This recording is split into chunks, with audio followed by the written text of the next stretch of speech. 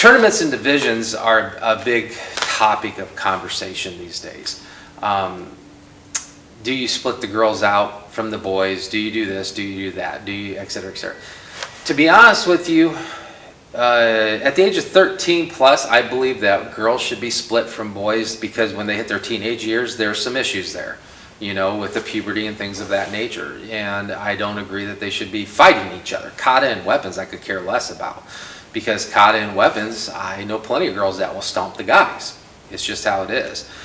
But when it comes to fighting, there's some issues that should be concerned there. As adults, yeah, women and men should be separated no matter what. Black belt, women and men should be separated no matter what. I completely 100% concur with that.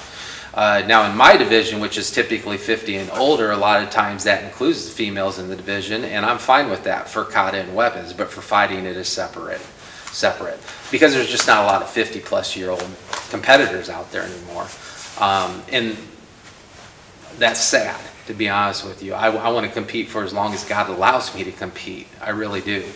But if you're a karate student, not talking to the parents right now, a karate student, and you go to a tournament and you get upset because they got novice and advanced and that's it, and you're a novice student and there's 22 kids in your division and you're like, oh, I'm not going to win. Dude, you're defeating yourself before you even try. You're just as good as the rest of them. You work just as hard as the rest of them. Who cares if there's 22 kids in your division?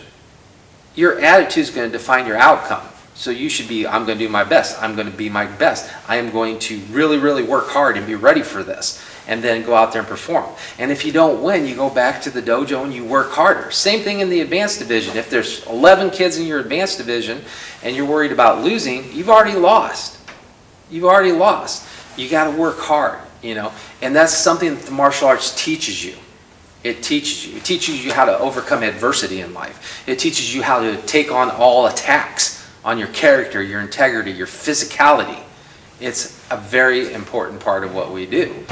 If you're the type of person, well, I'm just going to quit competing, well, you're a failure, you know. You'll never know how good you could have been. You'll never know what you could have achieved because you were afraid. And fear does not exist in this dojo, so to speak, but fear does not exist in martial arts. You're learning to combat that fear and make that fear a power from within to propel you to do great things. So don't worry about the divisions. If you're looking at a tournament flyer and you're like, well, I don't want to go to this tournament because they only got you. Dude, the more competition you got, the better you're going to get. The less competition you got, the more you're going to know in your heart that you might not have really deserved that first, second, or third place trophy because you only had 3 people in the division. You know, me personally, I would rather go out, have 10 people in my division and get 5th place knowing I worked my butt off to get it. Knowing I worked my butt off to get it. Than ever go to a tournament that has 3 people and get first place just because I was the best out of the 3. I don't consider that to be a real victory, you know. Parents, the biggest thing I can give you guys advice is it's not about what division your kid's in. It's about how hard your kid trains. It's about how much they practice, not just in the dojo, but also at home. I have students of all different types in my dojo. I have students that will never compete because they don't like competition. I'm perfectly fine with that because we're not a sport karate dojo.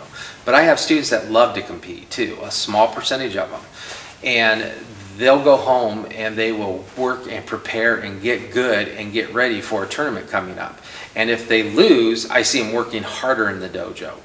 If they win, I make them work harder in the dojo. Okay? And at home, they practice really hard too.